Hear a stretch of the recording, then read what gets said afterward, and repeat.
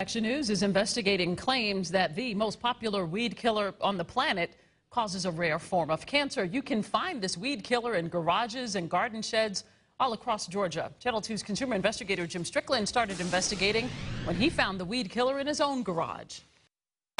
On the farm, Roundup makes its biggest impact. According to a recent study, giant sprayers like this have applied 370,000 tons of the active ingredient glyphosate in the United States, most of it in the past 10 years. It coats the Midwest and a swath of Georgia's Farm Belt. Nick McMicken is using it on a North Georgia cotton field. I handle it myself. I spray it in this sprayer on a regular basis. Farmer Bill Hammock used it on his 2,000 acres in South Georgia. He would come home and it would be all over his clothes. His widow Lisa is suing Roundup maker Monsanto, blaming the chemical for the non-Hodgkin's lymphoma that killed Hammock in 2008. There was clots all up in his nose and everything, and he sucked one of those clots down into his lungs and he choked to death. And I had to watch him choke to death. It's not just farmers. I've been using it since the very early 80s. John Jenigas still has the last bottle he used around his yard in Cobb County. He's awaiting his first chemo treatment after being diagnosed last year with mantle cell lymphoma. He's suing too. People have died from it. People will continue to die from it. I'll die from it. In 2015, the International Agency for Research on Cancer, part of the World Health Organization, determined glyphosate was probably carcinogenic to humans.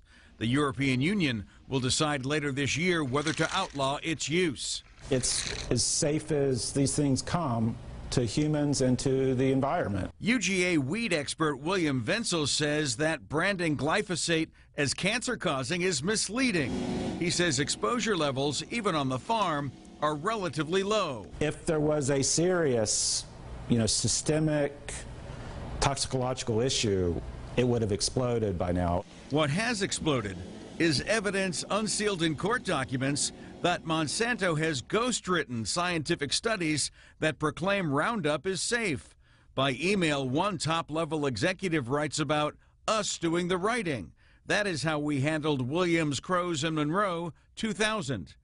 This is the research paper he's talking about. It concludes Roundup herbicide does not pose a health risk to humans.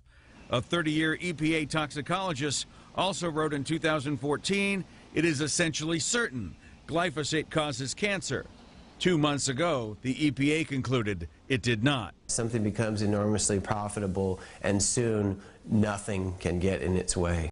Attorney Tim Litzenberg represents more than a dozen Georgians suing Monsanto. If they don't tell you what the risks are, and they don't tell you what precautions you're going to have to take, then it's not just misleading, it's deadly, it's dangerous. Lisa Hammock says a warning label would have made a difference. We just didn't know the dangers of it. On the flip side, Nick McMicken says a world without Roundup would be hungry. I feel like this is an unfair attack on a herbicide that is helping to feed the world.